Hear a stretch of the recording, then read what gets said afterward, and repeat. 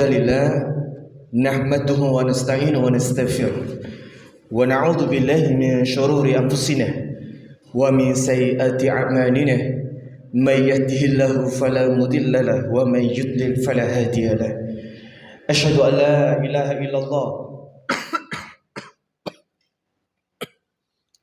asyhadu an la ilaha illallah wa asyhadu anna muhammadan abduhu wa rasuluh. Allahumma salli ala sayyidina wa habibana wa maulana Muhammadin sallallahu alaihi wasallam wa ala alihi wa ashabihi ajma'in. Amma ba'du, qala ta'ala fil kitabil aziz, ya ayyuhalladhina amanu ittaqullaha haqqa tuqatih wa la tamutunna illa wa antum muslimun. Ya ayyuhan nas ittaqu rabbakumul ladzi khalaqakum min nafsin wahidah wa khalaqa minha zawjaha wa bassa minhuma rijalan katsiran wa nisaa wattaqullaha alladzi tasaaluna bihi wal arham innallaha kana 'alaikum raqiba. Ya ayyuhalladzina amanu ittaqullaha wa qulu qawlan sadida yuslih lakum a'malakum wa yaghfir lakum dhunubakum wa may yuti'illaha wa rasulahu faqad faza fawzan 'azima. Amma ba'du, qala Rasulullah Muhammad sallallahu alaihi wasallam, Allahumma inna na'udzubika minal hammi wal hazan wa na'udzubika minal ajzi wal kasli wa na'udzubika minal jubni wal bukhli wa na'udzubika min ghalabati daini wa qahrir rijal. Amma ba'du.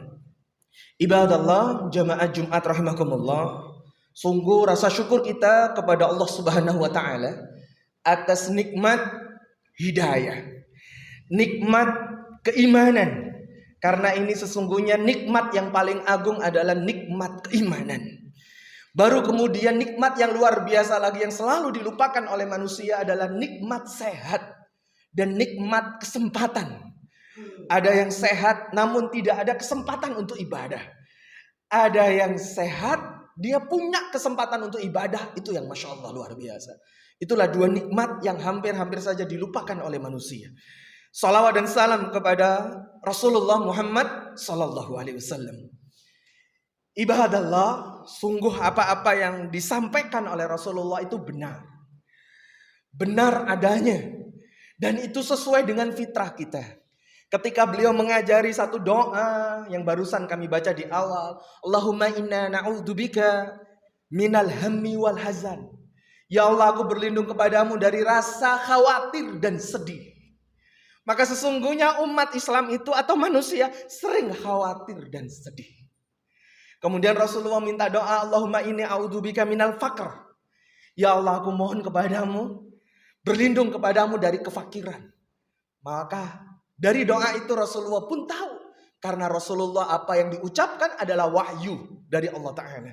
Bahwasanya ada sebagian umat Islam ini ada yang fakir. Tidak hanya fakir secara harta, namun fakir pikirannya, fakir hatinya, fakir keyakinannya. Di kesempatan ini jamaah kami ingin membahas nih, khususnya kepada adik-adik yang ada di panti asuhan, kemudian adik-adik yang sekolah, kakak-kakak yang masih sekolah, kuliah, SMA, dan khususnya untuk bapak-bapak pula sebagai seorang ayah. Ada satu penelitian yang menarik di kesempatan ini menjadi nasihat buat kami dan jamaah sekalian. Penelitian ini dilakukan di tahun 2000 oleh sebuah lembaga penelitian namanya Semeru Institute. Diteliti 2000 hingga 2017 hingga 2019. 17 tahun sampai 19 tahun. Tidak main-main. Yang diteliti 1.500 keluarga dari 5 kota besar.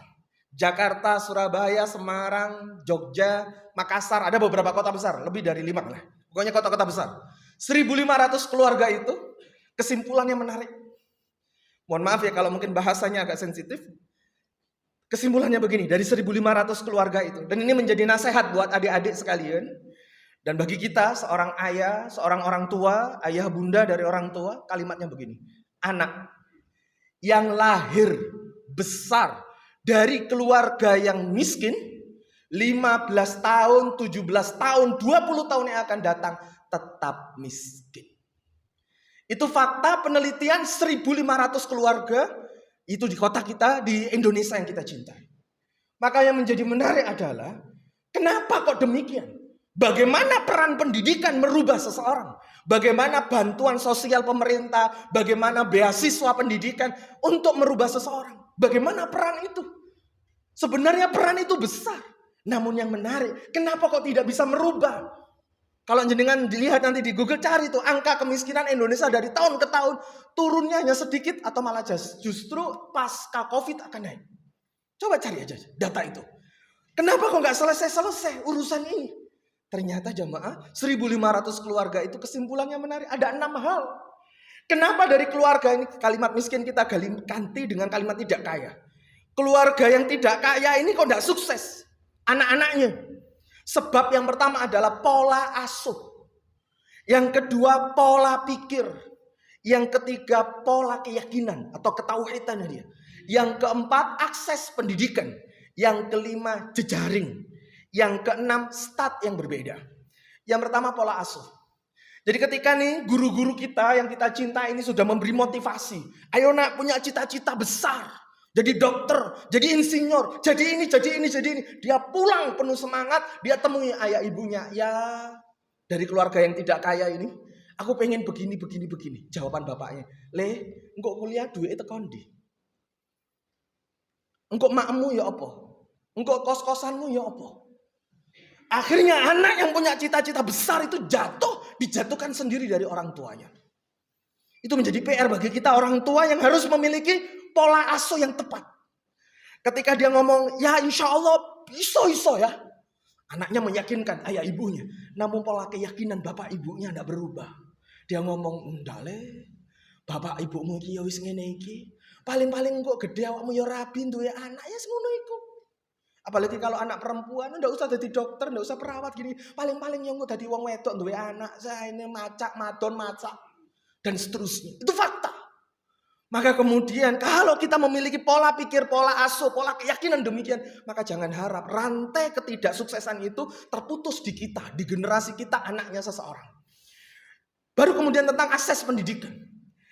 Ketika seorang anak-anak yang sukses kaya raya itu dari keluarga yang berkecukupan, ketika dia bilang sama ayah ibunya, ya aku pengen pinter bahasa Inggris, aku pengen pinter matematika. Maka ayah ibunya, iya siap, bapak siap, les nang ndi? Kumon, iki privat, matematika, English first, apa? Ayo siap. Bapak serius kerjoe gawe awakmu. Namun bagi keluarga yang tidak sukses, tidak kaya, maka dia jawab, gawe apa le duit gawe ngelesi awakmu? Wong gawe mangan ae angel. Itu fakta jemaah, akses pendidikan. Kemudian yang kelima jejaring. Rata-rata orang-orang yang sukses yang kaya raya itu jaringannya banyak. Beasiswa, informasi beasiswa ada, informasi beasiswa ke luar negeri. Informasi ini itu. Nah, dari keluarga yang tidak kaya ini, dia tidak membuka diri dan mau bertanya kepada guru-gurunya bahwasanya beasiswa dari pemerintah itu sangat banyak. Itulah 6 hal yang menjadikan beda. Pola asuh, pola pikir, pola keyakinan, akses pendidikan, jejaring, dan yang keenam stat yang berbeda. Untuk stat yang berbeda ini tidak bisa kita bahas. Si anak orang kaya raya statnya dari nomor 30, sedangkan dari keluarga yang tidak kaya statnya 5. Yang 30 untuk mencapai 80, dia upayanya 50. Tapi anak yang tidak sukses, dari 5 menuju 80, dia upayanya 75. Kerja kerasnya harus lebih keras. Maka itulah yang jadi pembeda. Stat yang seseorang yang tidak kaya itu 5, yang kaya raya 30, sama-sama nanti posisinya di 80. Itu yang jadi beda di hadapan Allah tentang keseriusan dia dalam menerima takdir Allah. Maka jamaah sekalian ibadah Allah, kita akan bahas nih 3 sifat dari orang-orang yang tidak sukses itu, yang itu kemudian dilawan, harus dihapus oleh kita karena itu diingatkan oleh Rasulullah tidak baik. Diingatkan oleh Allah Ta'ala sifat-sifat itu tidak baik. Minimal ada 3 sifat yang tidak baik yang harus kita hapus. Sifat-sifat orang yang tidak kaya itu, tidak sukses itu. 1, blame. Kita singkat namanya BEJ, blame, accuse, justify. Bukan Bursa Efek Jakarta ya. Pulang dari sini ingat blame. Apa blame itu? Suka menyalahkan keadaan. Suka menyalahkan nasib. Suka menyalahkan takdir Allah. Maka rata-rata orang yang tidak sukses itu pikirannya, hatinya itu selalu negatif kepada Allah Ta'ala. Ya Allah nasibku kok ngene. Ini gara-gara presiden, ini gara-gara menteri ini. Yang disalah-salah wong li. Maka ketika itu disalahkan terus, hatinya ini penuh dengan dendam. Hatinya ini penuh dengan hal-hal yang kotor. Hatinya ini penuh dengan hal-hal menyalahkan orang. Maka energinya tidak positif. Alam semesta pun tidak mendukung dia. Allah Ta'ala tidak pernah mengabulkan doanya. Karena hatinya selalu menyalahkan keadaan. Kita ditakdirkan oleh Allah demikian. Itu sudah kita terima. Tinggal kita bagaimana merubah itu. Yang pertama, blame ini sama Allah diingatkan. Innal insana khuliqa halu'an. Sesungguhnya manusia itu diciptakan oleh Allah. Sifatnya keluh kesah dan kikir. Ketika dia punya ujian, dia akan berkeluh kesah. Namun ketika dia diberi nikmat oleh Allah, dia medit. Itu sifat manusia. Itu yang harus kita lawan, itu setan. Keluh kesah itu dari setan. Yang itu membisikkan hati kita keluh kesah. Dan seringkali kita mendengarkan seseorang yang, aduh bapakku ngene, ibuku ngene. Supaya apa? Mereka ibah kepada kita. Padahal sesungguhnya tiada yang peduli kepada diri kita. Kecuali diri kita sendiri dan Allah Ta'ala. Orang lain peduli dengan kita, itu terbatas. Tidak selamanya akan peduli kepada kita. Itu yang harus kita hapuskan. Sifat yang pertama, blame. Menyalahkan keadaan. Menyalahkan nasib yang Allah beri pada kita. Menyalahkan nanti, gandengan dari menyalahkan nasib apa? Menyalahkan takdir. Na'udzubillah. Gandengan menyalahkan takdir akhirnya apa? Menyalahkan Allah Ta'ala. Na'udzubillah. Ketika itu ngomong, ya Allah nasibku kok ngene ya. Tapi kita tidak kerja keras. Lalu gimana mau berubah nasibnya? Namun yang disalah-salahkan adalah nasib dan takdir.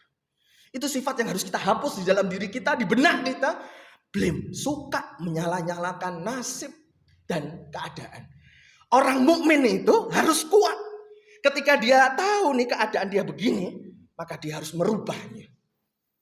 Yang kedua, sifat yang harus kita hapuskan dari diri kita adalah excuse. Apa excuse itu? Suka membuat alasan. Kenapa kamu tidak sukses? Loh maklum, aku dari keluarga tidak kaya. Aku kan tidak iso.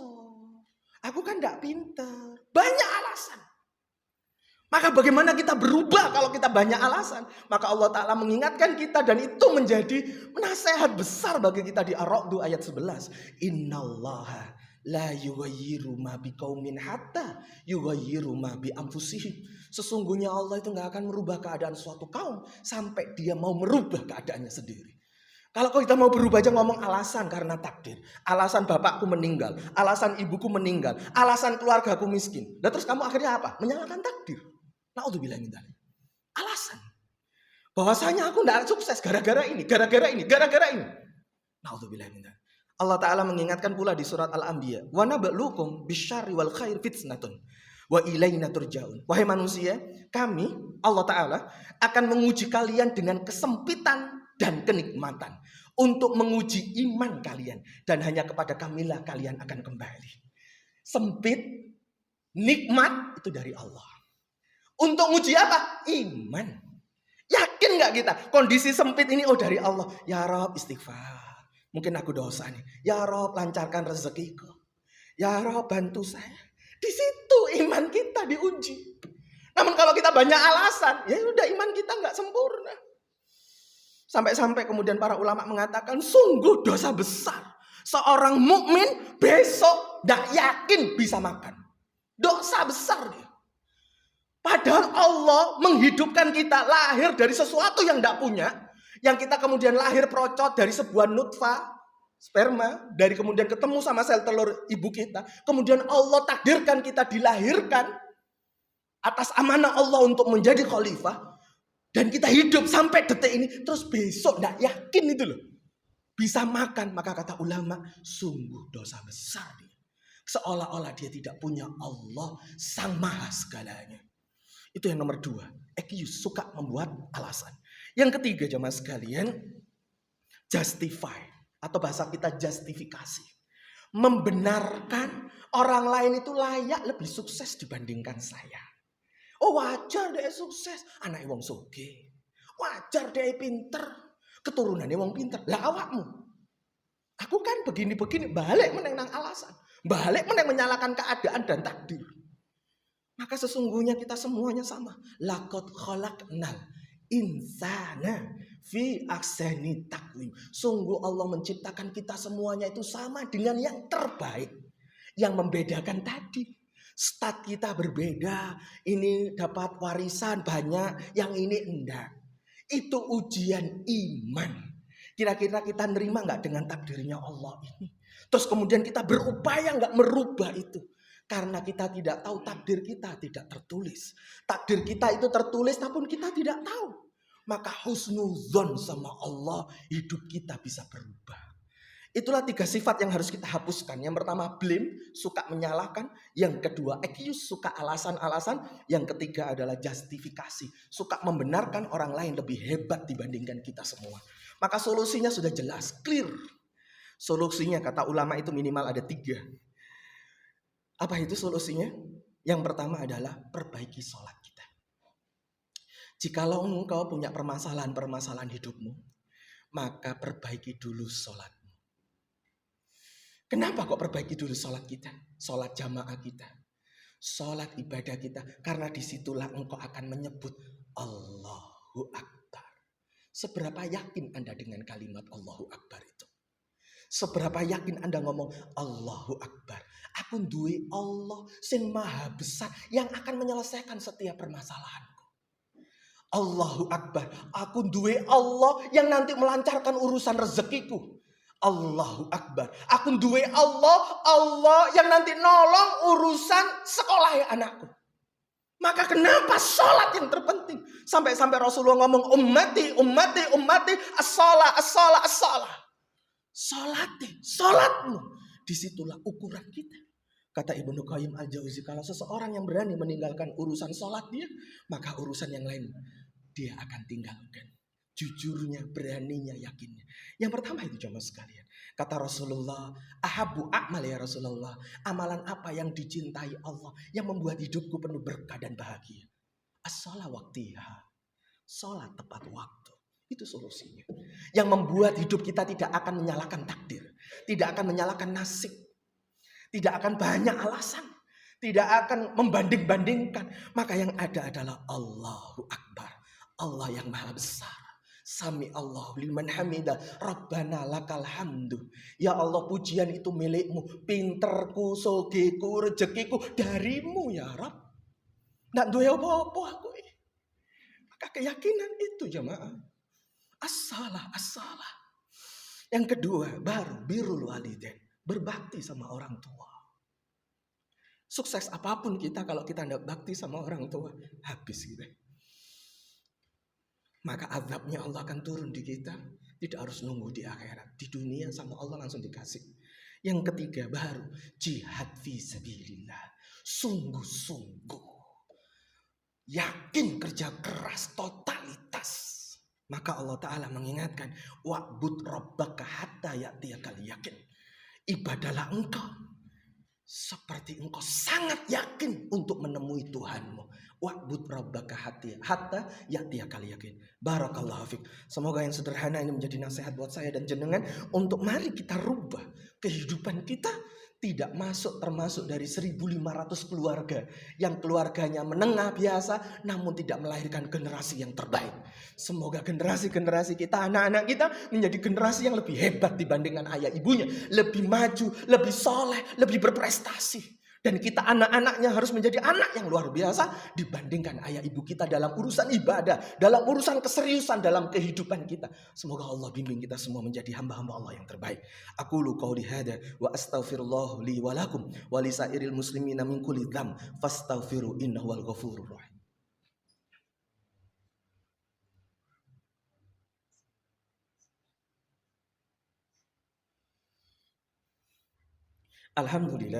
Alhamdulillah ala bi ni'matihi tatimmu shalihah.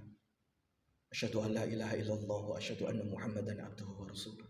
Allahumma shalli ala Muhammad wa ala ali Muhammad. La haula wa la quwata illa billahil aliyyil azim. Ibadallah, jamaah sekalian, merubah mindset, keyakinan tidak sederhana. Bagaimana tidak jamaah? Ketika kami punya binaan seperti adik-adik ini yang di panti asuhan, di lembaga amil zakat kami membinanya sejak SD, SMP, SMA, kami bina. Kita kasih materi motivasi, doa, the power of dream, kekuatan doa. Saya motivasi sampai mereka nangis-nangis untuk punya mimpi-mimpi besar kepada ayah ibunya. Ketika itu sama Allah, alhamdulillah dia diterima di SBMPTN di Universitas Jember. Namun setelah itu yang menarik adalah dia datang kepada kami dan mengatakan begini, Pak Hikmat, ya apa? Loh, maksudnya piye? Apa aku iso lanjut kuliah ya? Masya Allah. Terusnya maksudnya gimana? Paman saya dia anak yatim piatu. Paman saya ndak dukung. Bibi saya ndak dukung. Kan bapakku wis sedo, ibuku wis sedo. Aku ya iso sukses ya. Allah ya rahmat. Saya sampai marahin dia, saya ngomong, "Nak, kamu yatim piatu, 18 tahun urip.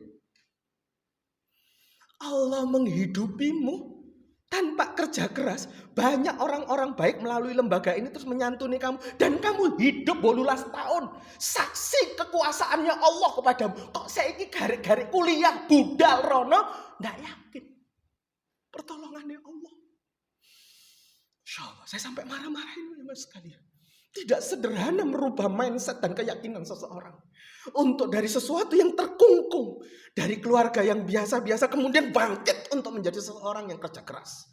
Bangkit yakin kepada Allah bahwasanya Allah tolong. Nah kalau kamu minta tolong kepada lembaga. Lembaga wis cukup sampai kamu SMA. Kamu praktek kok saiki. Wis gede, wis balik. Budalo, yakin.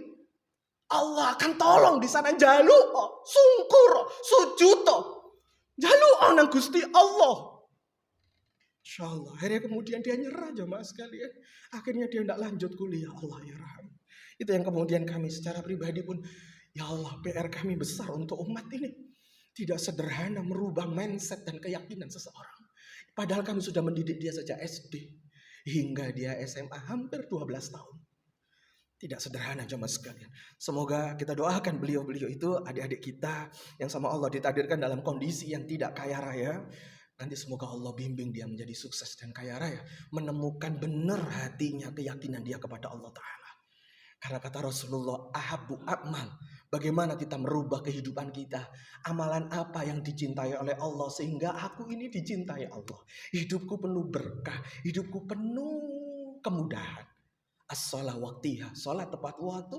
Birrul walidain. Dan yang ketiga, jihad fisabilillah. Sungguh-sungguh dan serius membela agama Allah dan cita-cita kita. Barakallahu fiik. Semoga Allah bimbing kita semua. Kita akhiri dengan doa. Alhamdulillahirabbil alamin. Allahumma shalli ala Muhammad wa ala ali Muhammad. Allahumma ighfir wa li jami'il muslimin wal muslimat wal mu'minin wal mu'minat al ahya'i minhum wal amwat innaka la tukhliful mi'ad. Ya Allah ya Tuhan kami, ampuni semua dosa-dosa kaum muslimin muslimat yang masih hidup maupun sudah meninggal dunia. Ya Allah ya Tuhan kami, ampuni pula pemimpin-pemimpin kami. Beri hidayahmu ya Rabb, bimbinganmu kepada pemimpin kami. Karena hajat negara ini ada pada beliau. Kebaikan, keberkahan ini ada pada beliau. Beri hidayahmu ya Rabb, bimbinganmu. Allahumma ya Rabb. Allahumma firlana dhunubana wal yuhalidaina warhamhuma kama rabbayana shighara. Ya Allah, ampuni dosa-dosa kami ya Allah. Ampuni pula dosa kedua orang tua kami ya Allah. Sayangi, cintai beliau sebagaimana beliau mencintai kami sejak kecil. Allahumma ya Allah, sering kami mendengarkan ayah ibu kami berdoa, Rabbana hab lana min azwajina wa dzurriyyatina qurratal a'yun waj'alna lil muttaqina imama. Ya Allah ya Tuhan kami, kabulkan doa orang tua kami melalui kami. Jadikanlah kami anak-anak yang qurratul a'yun. Anak-anak yang membahagiakan ayah ibu kami. Anak-anak yang membuat beliau tersenyum karena prestasi-prestasi kami. Anak-anak yang waja'alna lil muttaqina imama. Anak-anak yang bertakwa kepadamu ya Rabb. Dan anak-anak yang nanti akan menjadi imamah, pemimpin.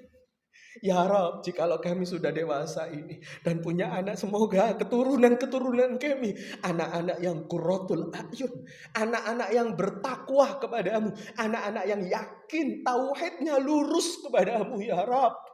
Dan akhirnya dia akan menjadi pemimpin umat, menjadi pemimpin masyarakat, menjadi hambamu yang bertakwa dan menjadi pemimpin.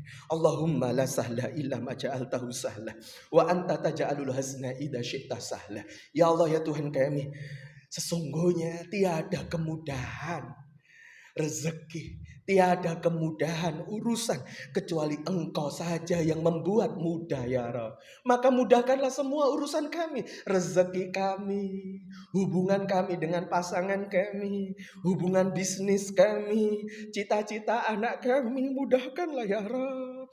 Jikalau ada kesempitan, kesedihan, kegelisahan, kekhawatiran, cabut itu ya Rabb. Karena ketenangan, keberkahan adalah darimu ya Rabb. Engkaulah tempat kami memohon. Engkaulah iyyaka na'budu wa iyyaka nasta'in.